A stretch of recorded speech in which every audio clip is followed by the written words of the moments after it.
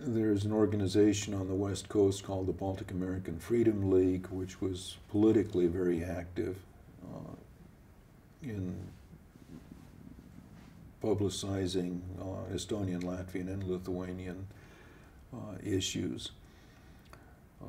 And I had gotten involved with that group.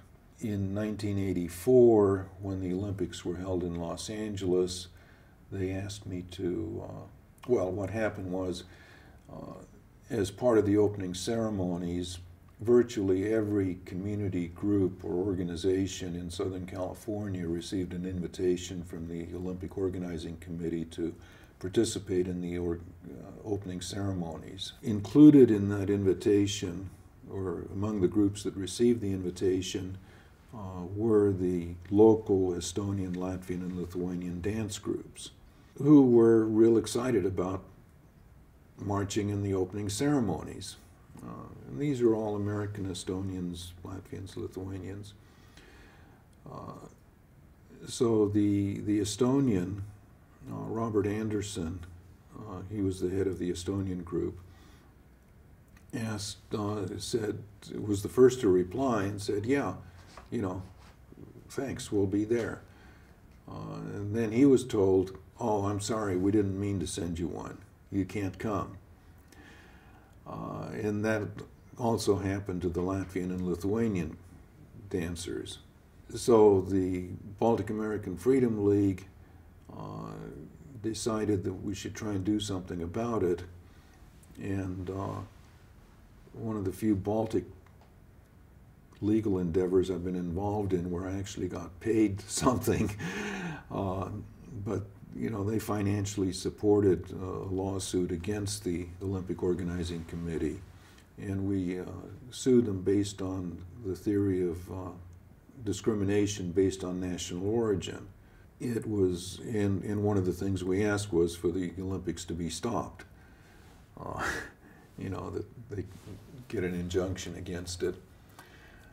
Well, we didn't get the injunction. We did get quite a bit of good publicity. La Opinion, the largest Spanish newspaper in America, had a front page story on us and about the Baltic states. I received numerous telephone calls from Japan, Japanese reporters wanting to know about what was going on. And finally I asked one of them that, you know, we really like the attention, but why are you interested? And the man explained that the Japanese islands that the Soviets were occupying, in the Japanese mind, they kind of equated that with the situation of the Baltic states, and therefore they were interested.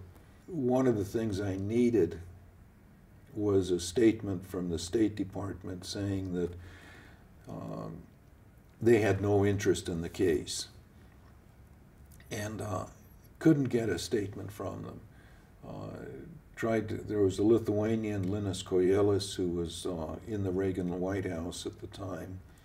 I talked with Linas. He gave me the names of some people in the State Department, and I got a runaround, but it was sort of a helpful runaround. Obviously, they didn't want to say that they weren't going to give me this document. But anyway, we appealed. The appellate court, three-judge panel, with one of the judges even being of Armenian heritage, ruled against us, saying it was a political question and they weren't going to touch it. We contemplated appealing to the California Supreme Court, but then decided that the Olympics were already a year or two past, and we didn't go any further, and the case got settled with,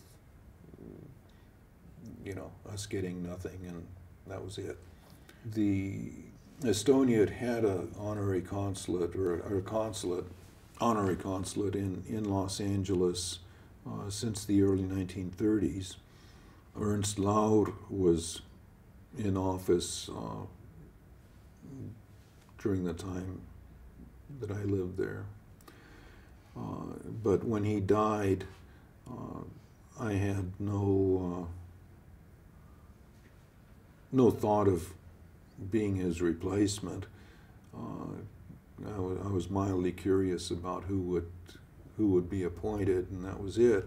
But then Valdis Pavlovskis, a Latvian who was later in the Latvian Defense Ministry, suggested to Avo Pītisild, an Estonian, that Avo suggests to me that I apply for the position. I was approved by the U.S. State Department in March of 1986. I do remember shortly after I was appointed, I received a call from the KGB, or it had to be. They just weren't very sophisticated. Well, I received a phone call from a man that said he was a Finnish businessman, that he was in California, and could I tell him identify some of the Estonian newspapers in California. Well, I told him, well, there aren't any, but there's one in New York and several in Toronto. And he talked a little more, and that was it. And then probably 4 or 5 days later, he calls with the same question. I give him the same answer, same routine. Then I get a third call. Same question again, and I'm starting to get a little irritated at this point. Saying, well, look, give me your address, and I'll send you the addresses, and you can do what you want. No, he didn't give me his address, and the conversation ended. And then probably about 2 weeks later, I get a call from him again saying that he was back in Finland. He was about to go to Estonia, and he was friends with the border guards, and did I have any gifts or anything that I wanted to send to my relatives? And I said no.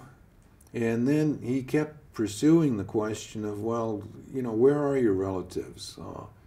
He was just trying to get their names and addresses and locations. And finally I just said, well, I don't have any relatives. And then I never heard from him again.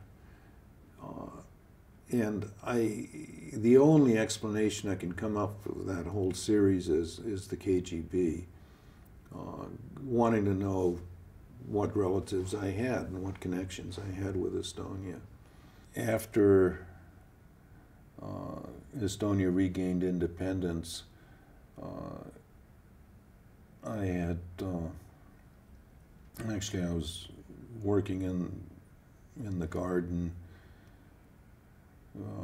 and my wife, then wife, said I had a call from somebody in Finland. Well, actually, to shortcut it, it was Lennart Meri who called. He suggested that he wanted me to come to Estonia, and he wanted to appoint me either as Justice Chancellor or to the Supreme Court, and told me I should be in Estonia within 2 weeks or a week or something like that. So I did come over, and it was within a couple of weeks. I remember Tunne Kelam came to the airport to make sure that Meri had sent someone to pick me up.